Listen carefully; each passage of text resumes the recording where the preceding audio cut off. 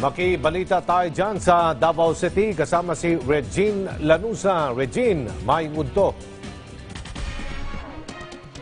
Yes, Aljo, mga Davaoenyong galing sa 26 na barangay ang target na matulungan sa isa na namang cash for work program ng Davao City LGU sa ilalim ng tupad BKBK program ng Department of Labor and Employment 11.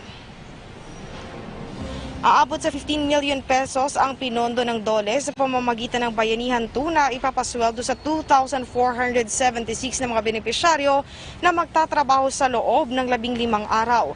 Makakabenepisyo nito ang mga Davaoenyong hindi pa nakatatanggap ng assistance galing sa ibang programa ng LGU at national government ngayong panahon ng health crisis. Ayon kay Mayor Sara Duterte, ang mga napiling barangay ay kasali sa high risk at mga barangay na maraming mahihirap na residente. Galing sa mga barangay ang listahan ng mga masasali sa nasabing programa. Pero siniguro din na magsasagawa ng validation upang masigurong kwalipikado ang makakabenepisyo. Nakatakda na rin na ang pakikipagpulong sa mga opisyal ng barangay para sa matiwasay na pagpapatupad ng programa. Kasali sa magiging trabaho ng mga benepisyaryo ang paglilinis ng mga coastal area.